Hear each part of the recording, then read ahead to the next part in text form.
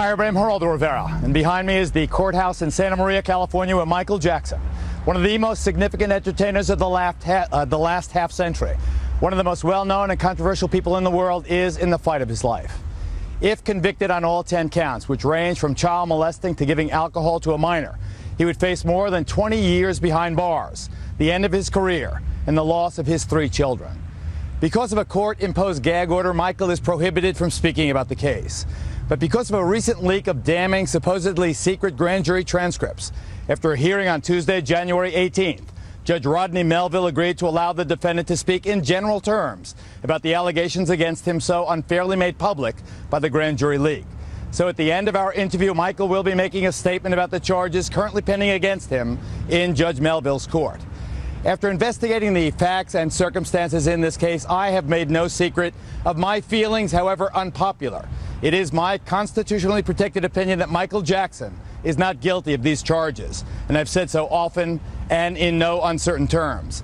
And I believe that is shocking for someone that works for Fox News, that you actually care about the facts of the case.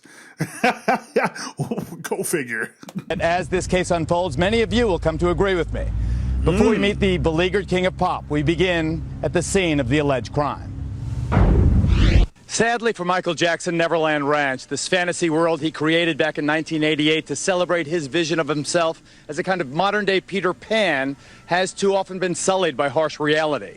12 years ago, when the king of pop was performing overseas, this 2,800-acre spread in a remote section of Santa Barbara County was raided for the first time. Since then, law enforcement officials have often come bursting through these lovely gates. Sometimes, the defense argues, they've come just to make a point, and perhaps also to make some news. Example, the widely covered December 3rd raid to obtain a sample of Michael's DNA, a sample they obtained without any hoopla at all in private the very next day. In the words of one legal pundit, Neverland has been searched more often than the Pakistan-Afghanistan border. Neverland is as unique as the man who built it, a shrine celebrating an innocent ideal that over the years has been crushed and sullied by allegation, rumor, and innuendo. Now, as the current case against him unfolds, Michael Jackson knows for a certainty that the district attorney will spin every child-friendly attraction, from the statues, to the rides, to the exotic animals, into a kind of malevolent child trap. And this despite the fact that over the years, thousands of mostly inner-city children have enjoyed this place without incident. Yet he knows that what you see in this place, innocence or evil, is in the eye of the beholder. Our interview was conducted at a friend's recording studio on the 19th of January. Here it begins. So how you doing? Whoa. Let me see if I can figure out what the heck that was for the 5 seconds of it. On the 19th of January. Here it begins. I can't tell what that song is. Okay. Here we go. How you doing? I'm doing fine, Geraldo. How are you? Despite whatever goes on in the world, you feel okay? I'm doing very well, thank you. You know, it's wonderful seeing you with the children. That, I think, is the real Michael Jackson that has not been seeing you with your own children, one in diapers, the other 2 toddlers. I don't know how you manage without a nanny. Well, I enjoy taking care of my children myself. It's fun. That's why I had them, so I could take care of them. And it's great relief for me. You know, it's pleasure. It keeps me happy and laughing, and they're wonderful, sweet, innocent children. They really are. So was Debbie fighting for custody of the children? I thought Debbie wanted nothing to do with it, like in terms of custody. Okay. So you as kind of the arbitrator between the Nickelodeon channel and the Disney channel there. That was yeah, you noticed. Get some really difficult problems to solve. Yes. But you have such a... I was always team like at the end of the day, I was always team Nickelodeon over Disney. Nickelodeon always had the better shows in my opinion. But that's just me though. Comment below, were you team Nickelodeon or team Disney? Comment below. Kind of a normal life there. It's sweet to see. Thank you. But they bring me that, you know. Yeah, tell me what the children mean to you, your own children. They mean, it's hard to put it in words because they mean everything. The way you would explain how your children make you feel. I mean, they're the world for me. I mean, I wake up and I'm ready for the day because of them. I give them breakfast. I change diapers. If they want to read, we do a lot of reading. We play hide and seek. We play blindfold, and have a wonderful time with them. And you can create a world that at least begins to seem normal. I mean, they don't know any other world, obviously, but I do my best, for sure. So that is obviously a priority to you. Yes, of course. I want to be the best father in the world, of course. Do they know who you are or what you mean to people? Yes, they do. They've been on tours with me and in limousines and among a sea of fans. And do they like it? They find it exciting. They do. They want to get on stage. They bug me to go on stage with me. So pretty soon I'm going to take them on with me and let the world see them for the first time. They don't say, Daddy, I want to go home and watch Nickelodeon? Probably. They do that too? Yes.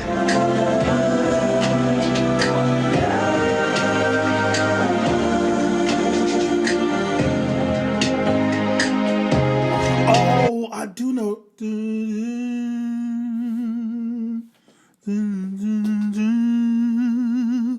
Yes, I know what's. Oh, that's gonna bug me now because I think I did a whole reaction to this freaking song. Oh, that's gonna bug me. I know you're gonna be commenting below. It's da da da da. Like I know. That song is escaping my brain right now. But man, I wish we would have got just one more album from Mike before, he went on to glory. He went on to be with him.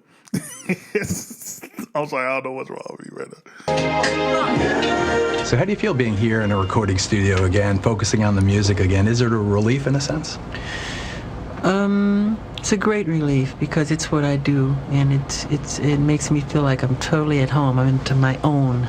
This is what I'm here for, and any of the arts like that could be film, music, any type of art. I love it. So when you're being the quote-unquote king of pop, that's when you're most comfortable?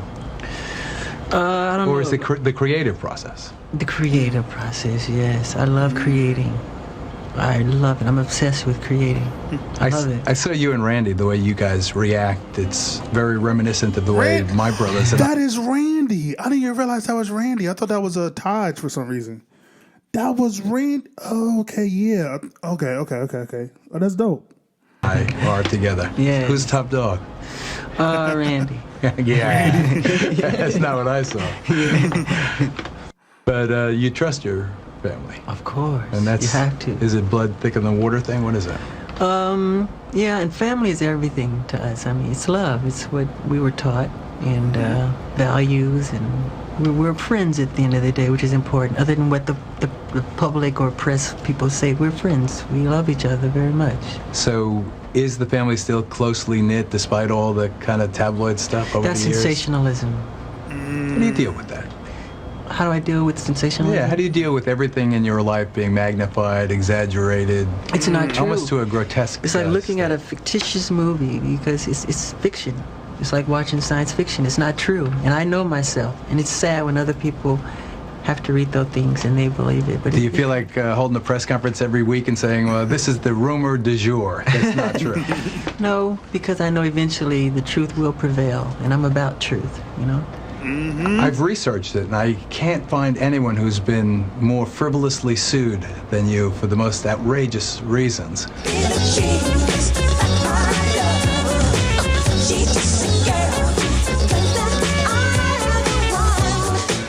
One of your attorneys told me that a woman called Billie Jean Jackson called and said, "Stop accepting any paychecks, Mr. Attorney. I'm the wife, and I'm Billie Jean, taking it obviously from your hit song." Yes. I mean, how do you? First of all, does it affect you? The rumors. Does it affect me? Yeah. Yes, but I become immune in a way too. I'm very strong. I have rhinoceros skin, and but at the same time, I'm human. You know, so anything can hurt like that. You know, but I'm very strong. And I just don't like people hearing about such false information. For instance, did you father quadruplets last year?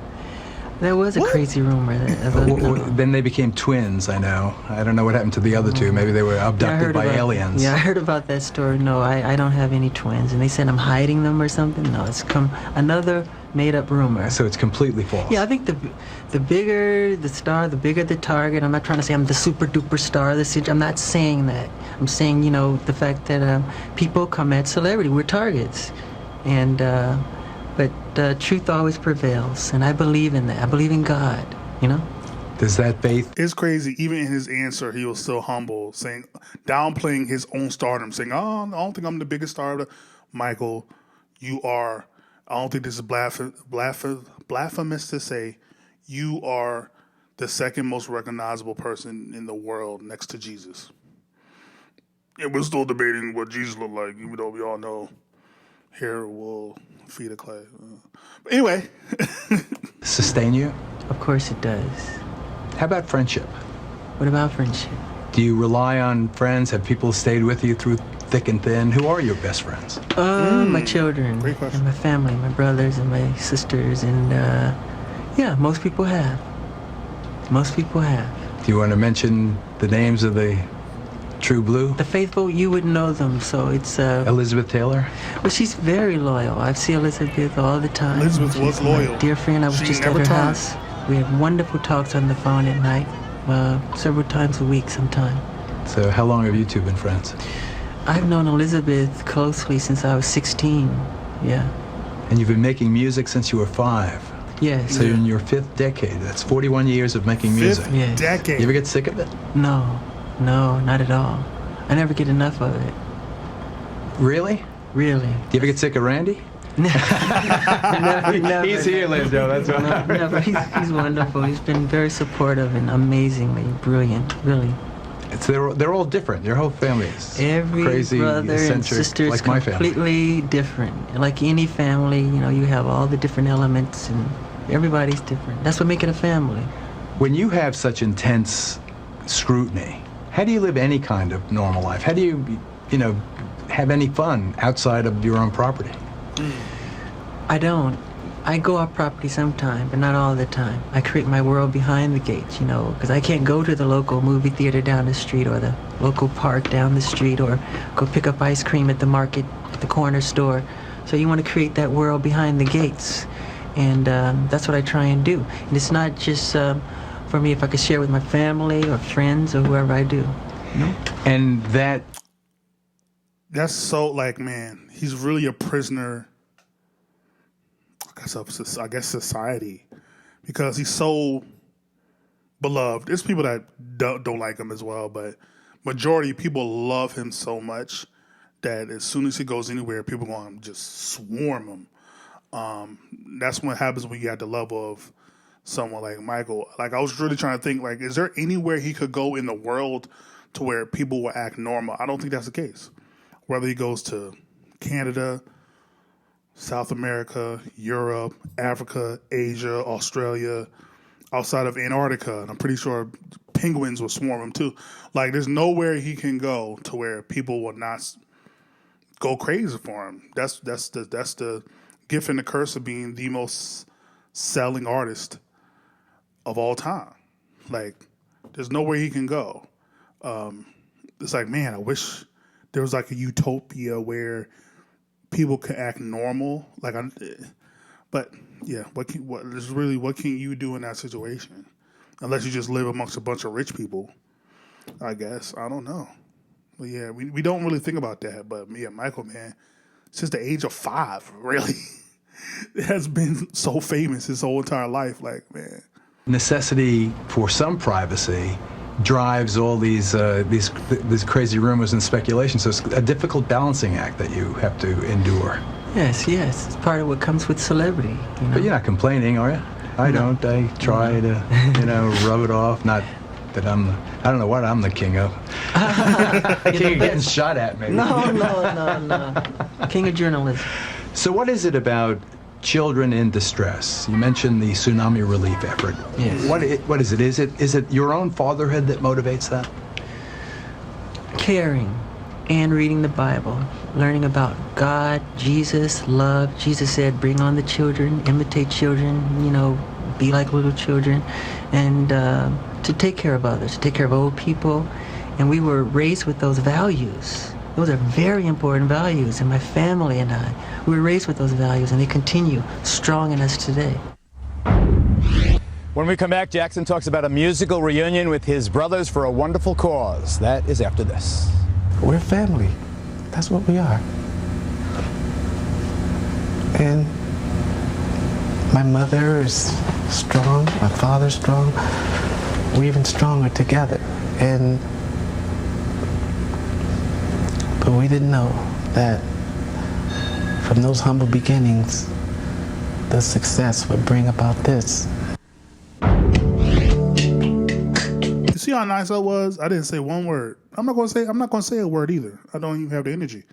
But yeah, also I can only imagine how much of stress it was on the family as well. I mean, as much as the rumors and everything that's happened, you know how much they want to protect Michael and make sure that he is loved and cared for, and to see him being stuff like this, knowing that he would never do anything close to an ounce of what he's being accused of, it has to hurt. Like, I've never been through anything like that, to see a family member, a brother, or a friend go through something like that. So I can only imagine how that feels. But yeah, So that had to really be tough. Like, I like seeing stuff like this where Randy's right next to him. Like, he needs, his family close to him during these type of times, man. So yeah, but Jermaine, you trying it with that hair, bro. I don't know why you just go bald. Ain't nothing wrong with a bald. Like, we were in the 90s. You had Onyx, Michael Jordan, like Seal. You would have been all right, bro.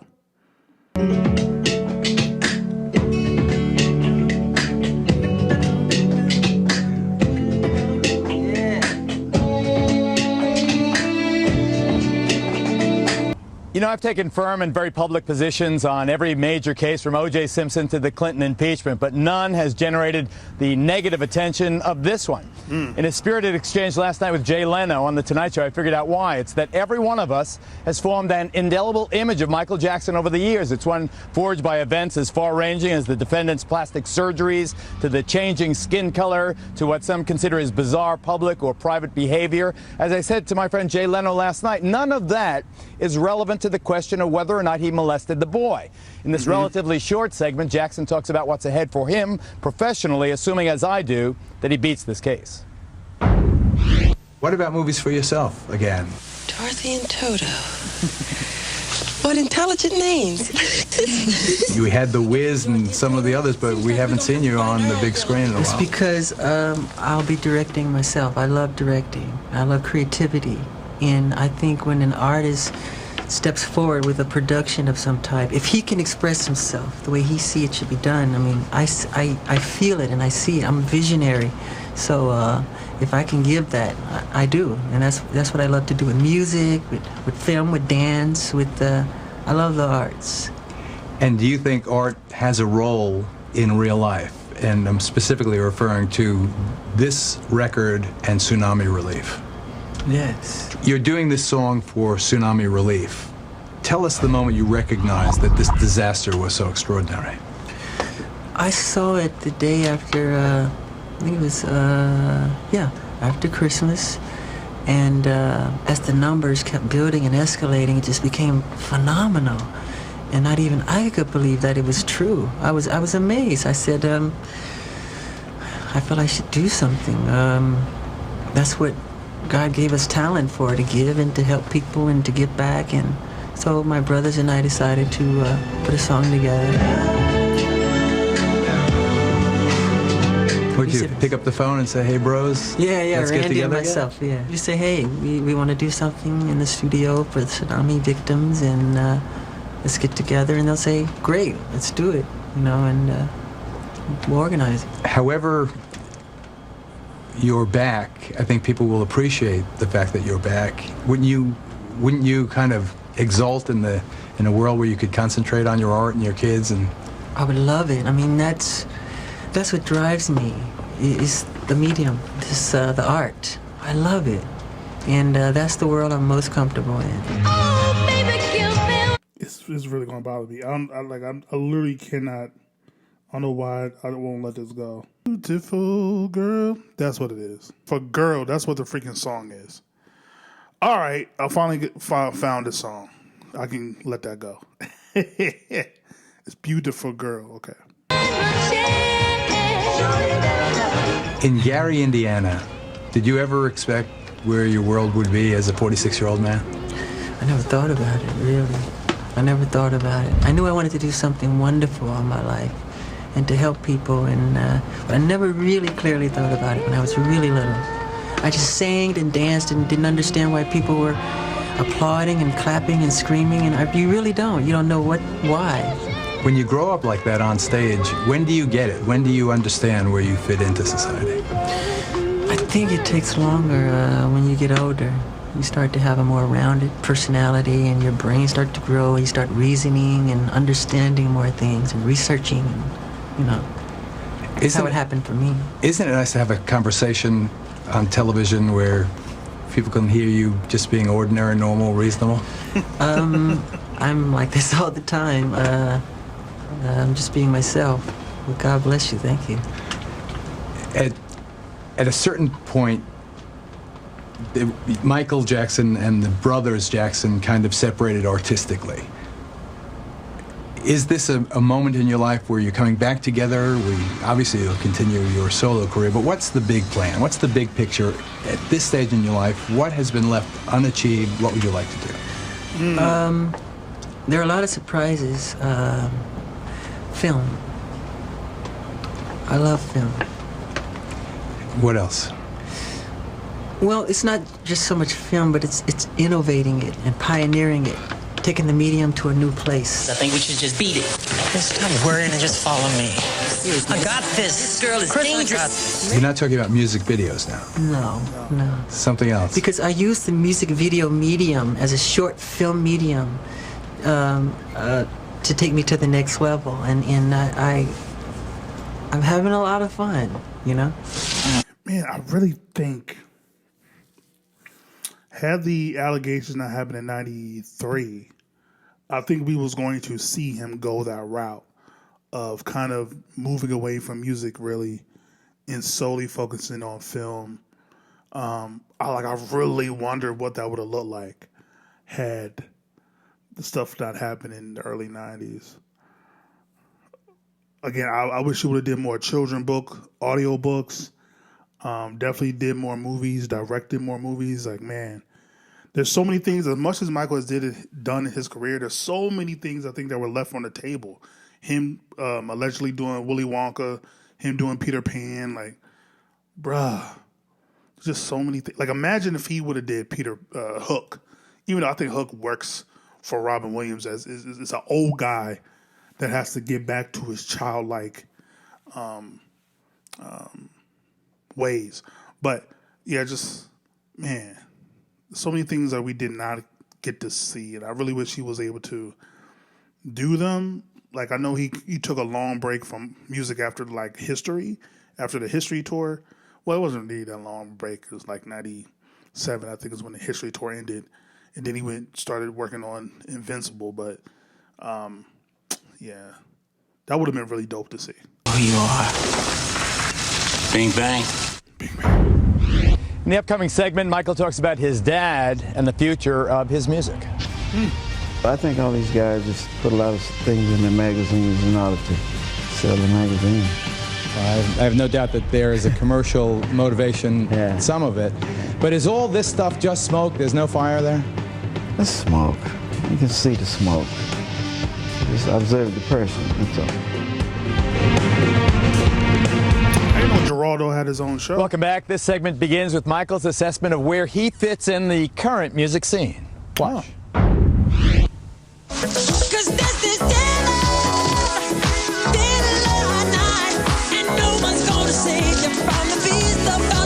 Do you ever look back and contemplate, my goodness, Thriller is the biggest selling musical performance ever? Do you ever get your arms around that? I think about it sometimes, but I try not to think about it too hard because I don't want my subconscious mind to think, look, I've done it all, You're done now, and no, there's so much. That's why I don't put awards or trophies in my house. You won't find a gold record anywhere in my house, because it makes you feel you've accomplished. Look what I've done. But I always want to feel, no, I haven't done it yet. The king of pop, and now I look at some of these performers. There's 50 Cent, and there's another one, I forget his name, but they're well known because they survived violent attacks where they almost died, and they're into hip hop kind of. It's a different era now in popular music. Do you think that you'll be more like them, more urban kind of, or do you think the world will come back to more pop and traditional rock? Great music and great melodies are immortal. I don't care, fashion change, culture changes, customs change. Great music is immortal. We still listen to Mozart today, Tchaikovsky, Rachmaninoff, any of them, any of the greats. Great music is like a great piece of sculpture or a great painting. It's forever, for generations upon generations to appreciate forever, really. And that's I know that's a fact. Yeah, the great artists never change with the times. They change the times. So even though Michael, starting late 80s, early 90s, got the new producers, the Teddy Rileys, to get the new jazz swing sound, he still made it his own. There's no album in the history of the world that sounds like Dangerous. Just like there's no album that sounds like History. No album that sounds like Thriller. Everyone had access to Quincy Jones, Teddy Riley, Rodney Jerkins, but nobody sounds like Michael because he sculpts the art in his vision and his image, and he challenges his producers to find their vision and their thoughts and ideas and creativity so that they can collab. It's not a one-man show. Like, when Michael creates music and creates art, it's a collaborative effort. So that's why Michael could have did a song today in 2026 and it would be the hottest thing smoking because it's Michael freaking Jackson. Like, I don't think you ever lose that ear. You might not be able to perform, but you don't lose that creativity. You don't lose that ear for music, that love for music. So I don't think there would have been an issue. If Michael continued on, I think he still could have had hit records. So, but it's just crazy, like 5 decades. Like, he was able to make a hit in 5 decades, 60s, 70s, 80s, 90s, 2000s. Like, no one else can say they did that, bro. On the other hand, I interviewed Barbra Streisand at one pivotal point in her career. She was going to do duets with the Bee Gees and other popular artists. She really kind of changed the tempo to surprise people. Would you ever consider more of a hip-hop approach? I've done a lot of it, in my true opinion. But I mean, kind of rappy. Rap? You want to rap? No, Give me an example. I don't really rap, but I could rap. I'm Michael Jackson, I want to say. I've written songs with rap verses in them for very famous rappers. But they're much better at it than I am. That's why I won't compete with them. Don't you appreciate, despite your isolated life and despite the fact you've been a star so long, you still have what appears to be a very profound and passionate relationship with the community? Welcome to Neverland. Hey! And Merry Christmas, and have a wonderful day, okay? Thank you! Does that support you? Does that sustain you? Do you agree with me? Yes, I do agree, because it's important to love your neighbors. But where does it come from? Where does that almost instinctive love of you come from? What do you think? I truly think it comes from my mother and God, and the way we were raised, and the values my father instilled in us as youth. And she was always there with the Bible, teaching us. We'd go to, service all the time, like 4 times a week. And I'm so glad we did that, because those values are very important. I don't know if I could have done as well without them. Do you still spend time with Mom and Dad? Yes, of course. They're not far from here right now. That's right. And what is that relationship all about? I'm still close to my mom, obviously. It's wonderful, actually. At this season in our lives, at this stage, I think you tend to appreciate who your parents are more and what they've done for you. You almost start to retract everything and where you are in your life and all the wonderful things they instilled in you. You start to see them come forth, to take fruition in your life. And I'm starting to, see a lot of things, traits that my father influenced me on and my mother, and so it's been amazing. My friend Chichu, whose partner Tommy Chong helped discover you guys. Yeah, I like that Bobby guy. Taylor and the Vancouvers. Yeah. He says as he gets older, he looks at his father's face in the mirror. Do you feel that? Are you becoming like your dad, or do you see very much like my father in a lot of ways. Tell us. He's very strong. He's a warrior. He's always taught us to be courageous and to be confident and to believe in our ideals, and no matter what, no star is too far to reach, and you never give up. And our mother taught us that as well, no matter what. So you're a warrior also? Absolutely. Absolutely. That's the way you see yourself? Absolutely. But tell us more about how you see yourself. How I see myself? Yeah. You have to tell me. No. I try to be kind and generous and to people and to do what I think God wants me to do. Sometimes I pray and I say, where do you want me to go next, God? What do I do from here? So I'm very spiritual in that way. I always have been, though. It's nothing new. I'm joined here at the Santa Maria Courthouse with Ramon Bain. Man, I can't get over how humble this dude is, bro. That's what I think attracted a lot of us to Mike is, like, even though in his music he's very brash and he's, larger than life, when it comes down to it, he still remains so humble yet ambitious. Like you said, very courageous. Like, to do the stuff that he did, changing the short film, doing an album like Off the Wall, Thriller, Bad, Dangerous, you have to be courageous. You're doing things that no one else do. But the moonwalk on Motown 25, like, to do things that no one else would think of doing or would have the courage to do. Just that. I love that question of how do you view yourself? Like, what do you think? Like, how do you think of yourself? Because we know Michael also has a lot of self-esteem issues in terms of, for the longest time, of his looks and things of that nature. So I hope there is some truth in what he was saying. And I think by the time he got older, he started to accept, certain things. And hopefully he did. I think he telling the truth of him being like, I'm strong and courageous. Strong and courageous. So I love those. I'm loving these questions Geraldo is asking. I've never been the biggest Geraldo fan for a variety of reasons, but this interview right here, like, he's doing the damn job right now. Like, I'm really digging these interview questions, and he's not reading off of anything. It's just a flowing conversation. So I'm loving this interview. Jackson's spokesperson. Hi, Ramon. Oh, hey. Hi, Geraldo. How did the first week in court go? Well, it went very well. I mean, it was a long, tiring week for us. And we were all laughing today because just to think this is just the first week and we're a little tired. But I think the first week went very well.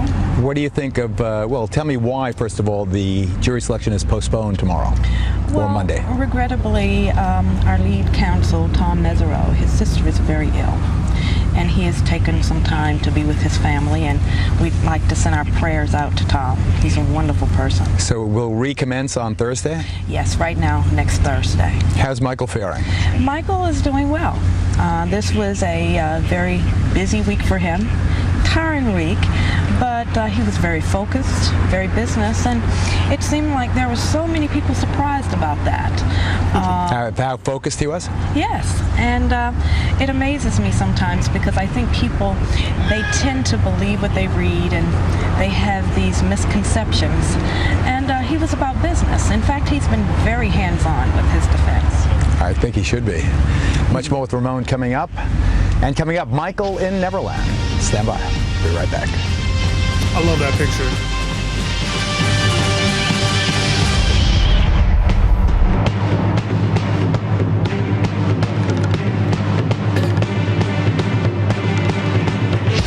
I am shocked. Like, I'm just finding out this interview, the Jesse Jackson interview, which I reacted to, they were done literally smack dab in the middle of the trial. Like, I'm actually shocked the judge allowed, and his PR allowed him to do those interviews, even though he's not talking about the case at all. Like usually in these big trials like this, there are the lawyers and everyone within the case will be afraid to allow the person or the person that's being on trial to talk at all. Like, so it shows the confidence they had in Michael that he could do these interviews. But then Michael's never been one to really come off angry or anything like that. Again, that's what's so funny is like his character he's always been humble. He's always been gentle. He's always been caring. So it's like, unless you're in there with an interviewer that's going to try to hound and go crazy on him, which he's not going to go for that regardless anyway. It was like, I just find it interesting, like they had the courage to allow him to do interviews throughout the trial. Like it shows you how much respect and trust they had in Michael. Because the trial could have easily been done in a court of public opinion and couldn't maybe influence the jury, possibly, or the future jury. So, but I do find it to be interesting. On stage since the age of 5, a worldwide star since the age of 12, Michael Jackson has enjoyed one of the most remarkable careers in show business. In commercial terms, right up there with Sinatra, Presley, and the Beatles. His album, Thriller, the winner of 7 Grammy Awards, was still selling 1 million copies a year 15 years after its release. Physical copies, by the way. But this is before streaming, and this is 05. This is right before digital will really be a thing, even though he had Napster, but so. At the peak of his career, Michael's legal problems have too often driven him into seclusion, a physical isolation, usually here at Neverland, that, if anything, has made him more vulnerable to attacks. He's offered us a tour of his house. For all its grandeur, as you'll see, Neverland is, in its way, a modest place, a place that celebrates children.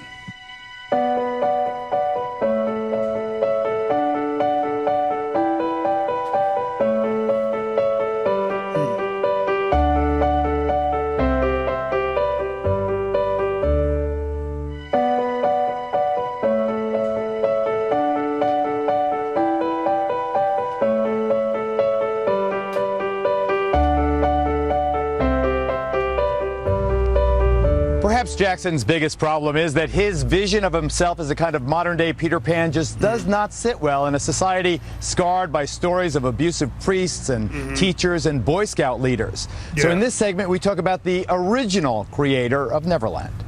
Oh. You can visit Neverland anytime you like. How?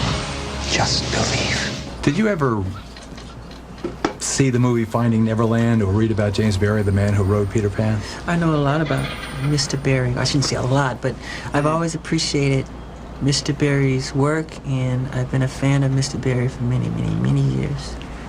You know, he had a rocky road. It's similar to you. I don't want to get too far into it, but tell us what led to the creation of Neverland. I mean, specifically the place. There's 2 Neverlands. There's 3. There's the Peter Pan's Neverland, there's the Neverland in Michael Jackson's mind, and then there's the physical place that you created up there that I visited you when you brought up all the inner city children. Why did you create that place? I created Neverland as a home for myself and my children. Look at all the anchors, bro. That's crazy. It was created simply. It was almost, it was done subconsciously. Like I said earlier, where can I go? I mean, it's hard. Right. I've tried to go as myself, and I've had policemen actually tell me, put on a disguise and give me an autograph from my wife or whatever. But they tell me, why are you out here like this with no security? So, and there's like fans everywhere, so I can't do it. I do it sometime, but it's very difficult. But you owned Neverland before you had the kids. Was it for you or the exotic animals? Were they for Michael Jackson, the child? Oh, for me. Yeah. And for sharing with others. Spirit?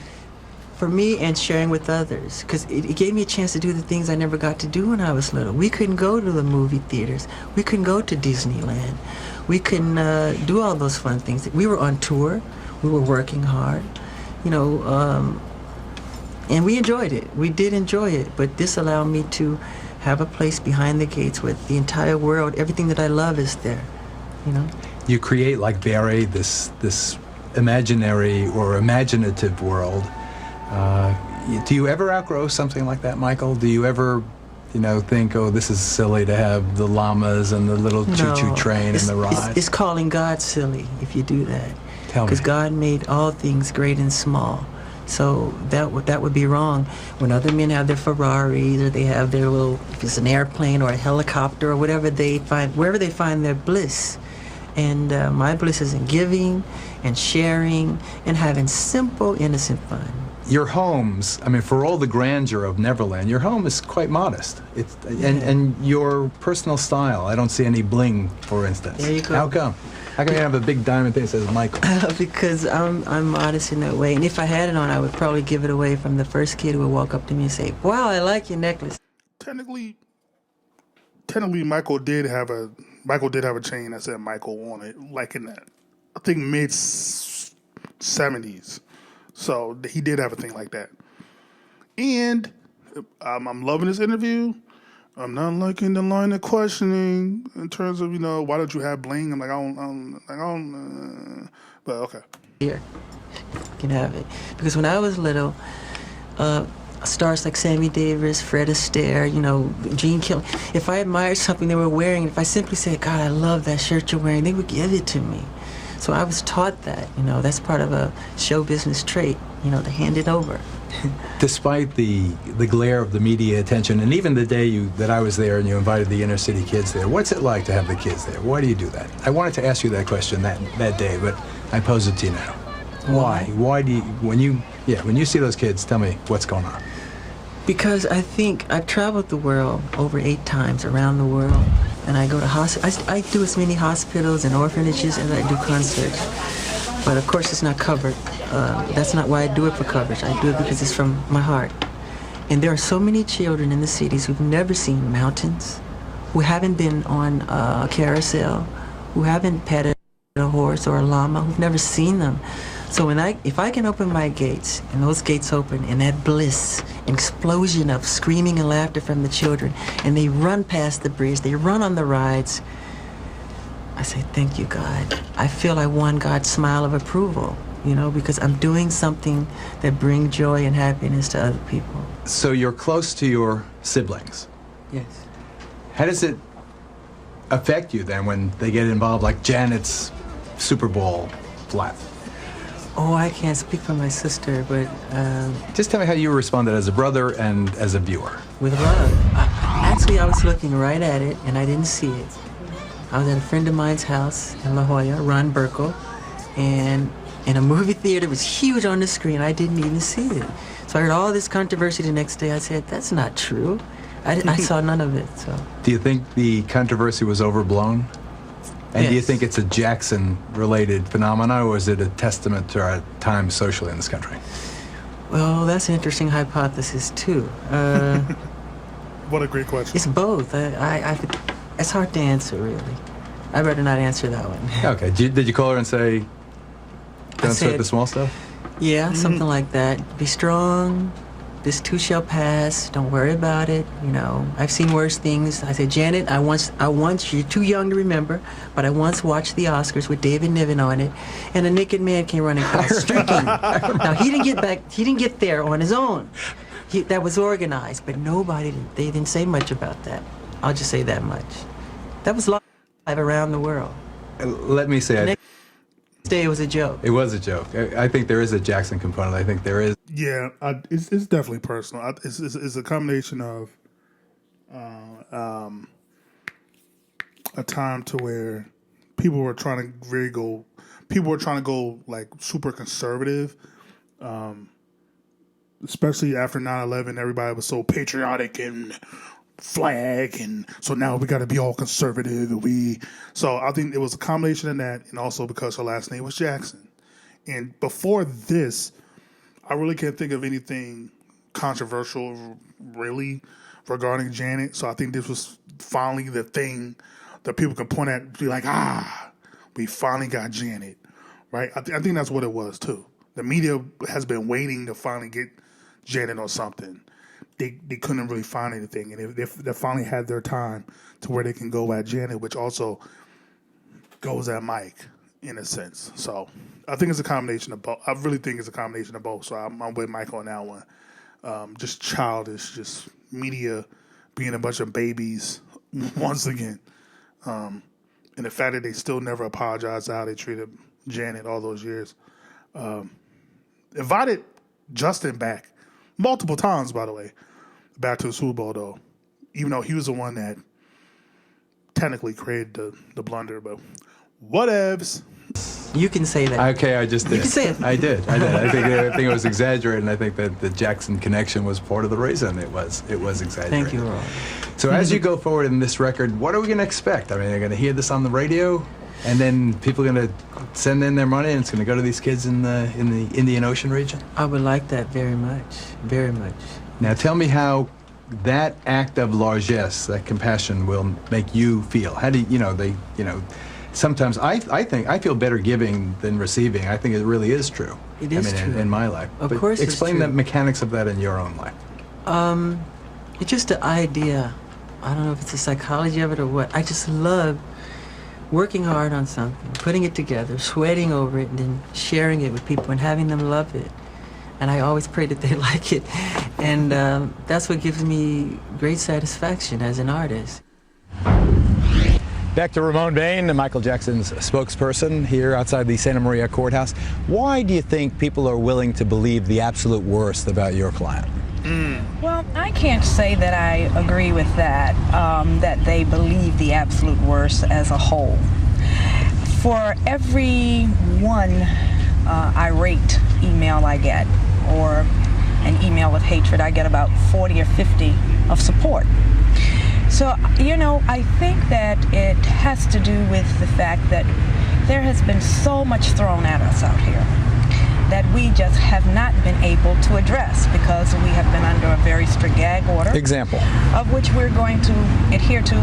For instance, the leaks, the transcripts. I mean, he had to go to court and get a approval from the judge. There have been so many other things. Smokinggun.com, they have so many things per week. We can't address them. So you have all of these stories and they compound daily. And I think people sometimes, I don't say that they want to believe it, but I think they get tired of it and they feel that, okay, if we're hearing it every day, there must be some truth to this.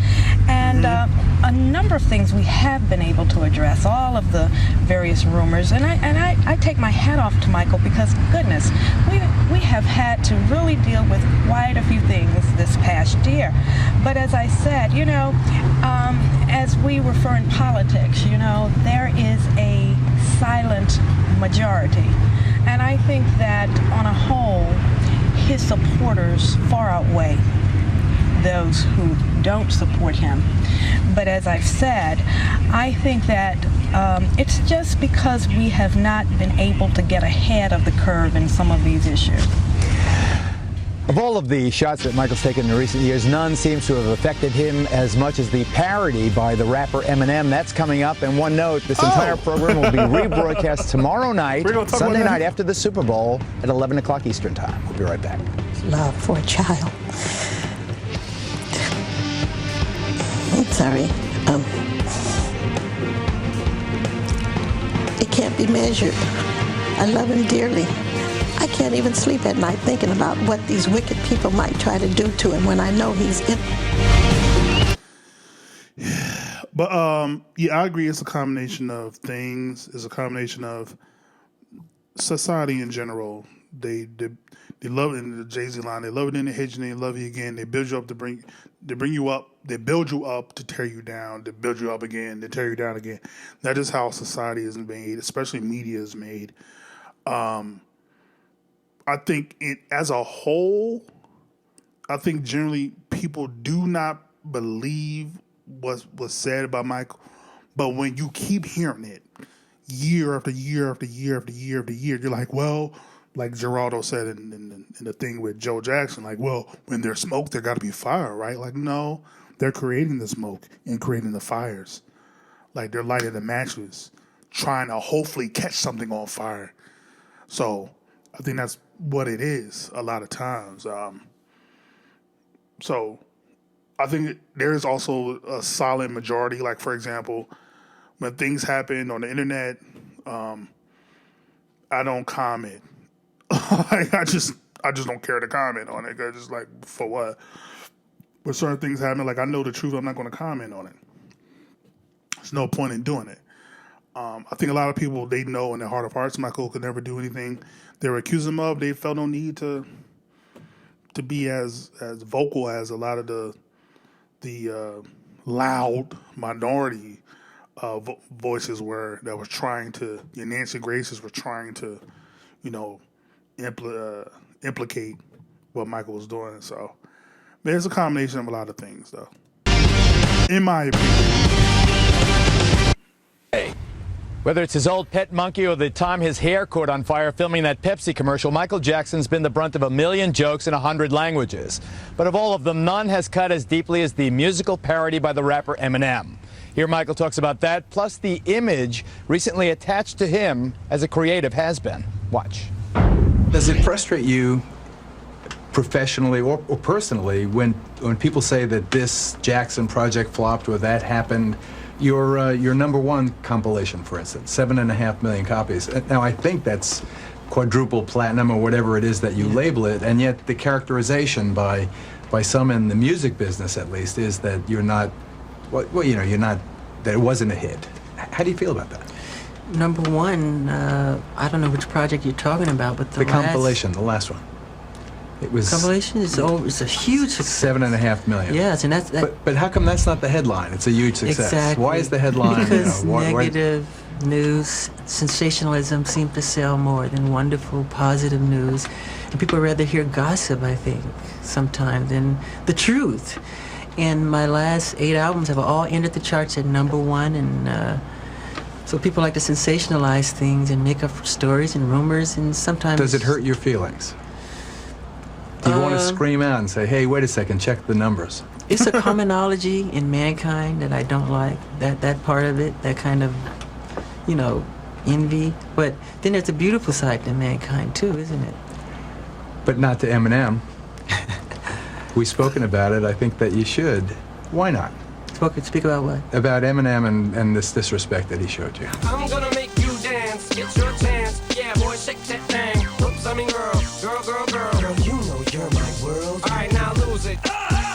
Stevie Wonder said that he was piling on and how really rude it was for someone who made his money from the community, as Eminem has, to now diss the community in a sense, and a racist, and I've said it, very bold-faced, bigoted kind of presentation. Tell us how that hurt you and how you're feeling about it now. I've never met Mr. Eminem, and to have him, I've always admired him, and to have him do something like that was pretty painful as an artist to another artist. And it's sad because, well, I think what Stevie Wonder said is true. And I just don't want to say too much more than that. But he should be ashamed of himself, what he's doing. Stevie said he's bullshit, is what he said. Stevie did it, and he is bullshit. That's what he said. I mean, I'm not saying it was Stevie said it. And Stevie he's amazing. He's one of the sweetest men in the world, So when Stevie said that, did you feel a tremendous sense of reassurance of brotherly love there? Yes, I love Stevie Wonder. To me, he's a musical prophet, and I always love him. But a lot of people respect Stevie, and he's a very strong entity in this medium, in this business. And when he speaks, people listen. And it was wrong of Eminem to do what he did. I've been an artist most of my life doing what I do, and I've never attacked another fellow artist. Great artists don't do that. You don't have to do that.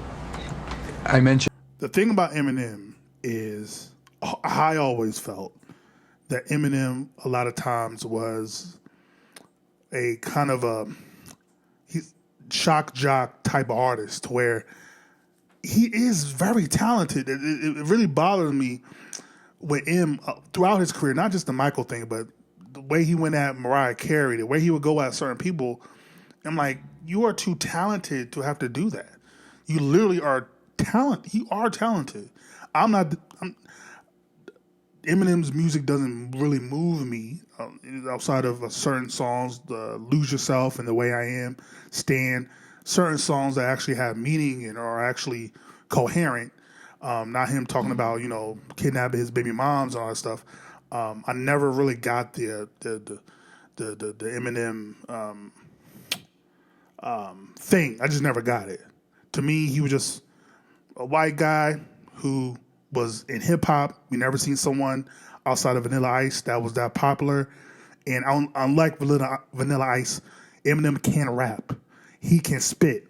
He is one of the best lyricists of all time, no matter his race. So it really bothered me to see him go that length to disrespect someone like Mike like that. When, like Stevie said, like you're using your producers are black. You're on records with Biggie, 50, like all these Jay-Z, all these big time artists that respect and love Mike. Not to say that you can't have your own opinion, but to disrespect Mike the way you did, that was just classless. But then again, I never really seen Eminem as someone that had any class. Like, I respect what he's done over the past decade in terms of speaking up against MAGA and all that. I respect that, but a lot of times I don't know. It's a weird thing with him for me. Like, I respect him, but I don't. Like, I get his music, but I don't. Like, it's a weird thing with him. But yeah, the fact that he got Stevie to cuss him out lets you know how disrespectful he was toward Mike. Like, of course, you're gonna have your sketch comedy shows and your comedians and your Living Colors. Everybody that made jokes about Mike since the beginning of time. But the way what M did, it was like, bro, that's taking it too far, bro. Janet's, fiasco and the exaggerated response to it. Once again, do you think he only did it because he knew he could get away with it because you're Michael Jackson? Yeah, but it doesn't hurt, really. It's silly. It's kind of elementary, but I hope he's having fun. It's like a poo-poo joke. Yes. Yeah. Well, it still hurts your feelings, and you don't want your kids to see it. Oh, God, I would hate it if they saw it. I would hate that. Do you want him to know that? To know about it? No. Yeah. When we come back, Michael addresses the charges pending against him here in Santa Maria after this. This programming note, aside from being repeated at 10 o'clock Pacific time tonight, this entire hour will also be rebroadcast tomorrow night following the Super Bowl at 11 o'clock Eastern, 8 o'clock Pacific time, Sunday night. Now, before Ramon and I offer some final thoughts, Michael addresses the very serious charges against... Wait, what year is this? 05? Oh, my God. My Eagles are in the Super Bowl this year. Yeah,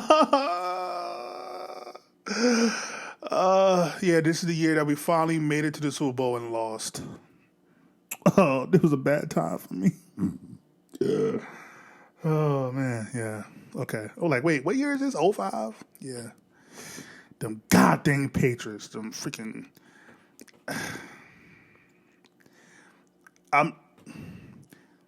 I'll say they were better. I still feel like whatever they won. That was 20 years ago. I'm not even gonna. And that blatant grand jury leak that has poisoned the air around this case, even as the jury is being selected. Here's Michael. Finally, we studiously avoided the case. We've not talked at all about the case that's pending. You're under this gag order. I know that you have received the permission from the judge to read a statement. Yes. I hate to end an interview that way, but if you'd like to read that statement now, I think it's important. Sure. In the last 2 weeks, a large amount of ugly, malicious information has been released into the media about me. Apparently, this information was leaked through transcripts in a grand jury proceeding where neither my lawyers nor I ever appeared. The information is disgusting and false. Years ago, I allowed a family to visit and spend time at Neverland. Neverland is my home. I allowed this family into my home because they told me their son was ill with cancer and needed my help. Through the years, I helped thousands of children who were ill or in distress. These events have caused a nightmare for my family, my children, and me. I never intend to place myself in so vulnerable a position ever again. I love my community, and I have great faith in our justice system. Please keep an open mind and let me have my day in court. I deserve a fair trial like every other American citizen. I will be acquitted and vindicated when the truth is told. Anything else you'd like to say? That still is crazy to me that his two big cases in 93 and in 05 were off the backs of him literally helping a family with their life. One with someone who literally had cancer. Like my part of my brain is like how, like even through documentaries we found out and news that we found out the mother of that child in 03, they were on another level mentally. I don't know where they were, but I'm still like, I mean, how could you do that though? Like, how could you? It just, yeah, that's crazy to me. That is off the backs of literally helping out families and helping out that particular family in 93, then another family in 05, and they turn their back on them and were willing to have him go to jail. Like, literally, they were risking his life, his freedom, all in the name of money. That is insane, bro. You going to a special? I just listened to Ozzy Osbourne album called Blizzard of Oz. He has a song. It says, "Heaven is made of heroes and hell is made of fools." Like, yo, this special place, bro. Yo, some of them going to a special place. No. Yes, there's something. I would love to have the public's prayers for my children and myself. Okay, buddy, you got it. All right. Thanks. Thank you. Ramon Bain, Michael's spokesperson, final thoughts. Well, let me just say this, Geraldo. Michael Jackson is a good man. And I know that we are going to go into this thing. He has a lot of confidence in his defense. He has the love of his family. And he has maintained his innocence. And I am just appealing to people to think twice about believing everything they read. I have a few points also. Item, the family now accusing Michael Jackson once swore to LA County investigators that he had done nothing wrong. Item, they contacted a civil lawyer before they ever contacted the police.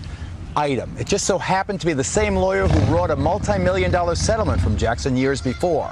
And item, all of the incidents in the indictment supposedly happened only after the airing of the damning documentaries against Michael Jackson. Those and many other items led me to conclude that he's being framed. But he's not without blame. To me, the biggest news in his statement is Michael's declaration that he will never place himself in so vulnerable a position as the one he created by allowing children to sleep over at his home. In other words, Michael has stopped attempting to defend what is, however innocent, culturally indefensible. It's now become obvious to Michael what should perhaps have been obvious all along, that in this often hard, sometimes cruel world, there is no Peter Pan. So how much time do I have remaining in the program? Okay. I want you folks to know that if you watch the Fox News channel, you're going to get a fair and balanced news coverage of the trial unfolding here. It will be historic. I think in many ways it will raise issues that will have resonance throughout our society. As Ramon has said, I urge everybody to keep an open mind. Listen to the evidence. And as you listen to the evidence, ask yourself whether or not it is convincing enough to convict a man beyond a reasonable doubt. Unless the district attorney in this case, Tom Seddon, has something much more than we have seen in either the grand jury or in the various leaks about his allegations. I think Michael Jackson will be vindicated, and what we hope, Ramon, is that he goes back to music, making the music that has given so much pleasure to so many millions of people. I know the family has their fingers crossed, and we'll certainly be watching. Yeah, well, I think so many people out here are hoping that he comes back on stage because he's fantastic, and there's no other entertainer like Michael Jackson. He is in a class by himself. We look forward to his tsunami relief record being released, kind of a We Are the World too. We look forward to Michael and his brothers reuniting and going on their world tour. Ramon Bain, Michael Jackson's spokesperson, thank you very much for being with us. And thank you for having me on. Good night. Dope interview, man. Again, the interview, even though he's SmackDown and probably the biggest, outside of like Making Thriller and all that, probably the biggest thing in his life. I mean, he's on trial that could land him in jail for 20 years. He was able to get this interview to where Geraldo, again, I'm not here to talk about Geraldo. The things I like here and the things that he's done that I just can't rock with him. But he was completely fair in this. I got to commend him for that. He was all about the facts. He was all about being fair and balanced. And I agree with Geraldo. Like a lot of us agree, the biggest indictment on Mike is he was too trusting with a lot of people that he had no business being trusting with. And if I'm being very blunt, there's no reason he should have had those children over at his house sleeping in his room. I'm sorry. There's just no excuse for it. I don't give a damn about none of that. There is no excuse for that. Because even if as innocent as he is, still, you just can't do that. Unless it's your own children or like your nephews and nieces, you just can't be doing that, bro. You just can't. And I'm still shocked that Michael did not learn his lesson from 93. In regards to that, I would have thought he would have shut that down and just did his donations and, did all that. But it took this for him to finally realize, like Geraldo said, ain't no Peter Pan in this world. I'm sorry. Ain't no Peter Pan. Because people,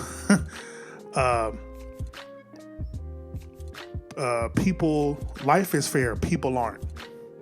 So, but yeah, what a hell of an interview. Again, it came off just as a conversation. A lot talking about his, how he feels, his thoughts, his opinions, his emotions, on his work, his music, things of that nature. Very, very, very solid interview from Geraldo. Definitely appreciate that.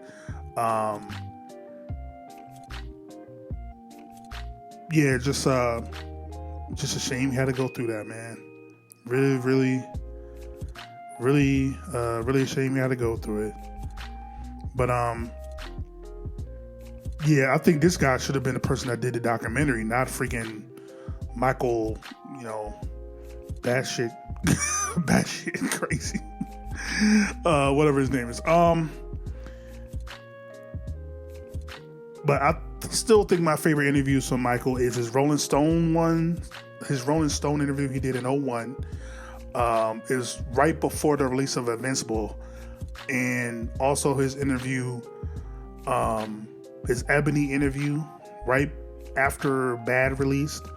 It was only like 15 minutes, but I really love them talking about faith and God and purpose and vision.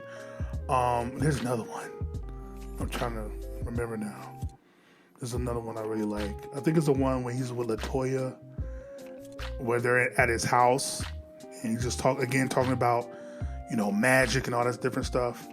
There's probably one more, but I can't think off the top of my head. But yeah, definitely I would put there probably top 5 interview of Mike, especially during the times that he was in. Like, there was a lot going on. So, but yeah, what a hell of an interview. Yeah, shout out to, I'm so glad Mike got off, even though he would not be here for this world much longer after this, but I'm glad that he at least he proved his innocence without a reasonable doubt. But yeah, like, comment, subscribe, share all the things. Ain't gonna go home. Do gotta get to stepping. Peace.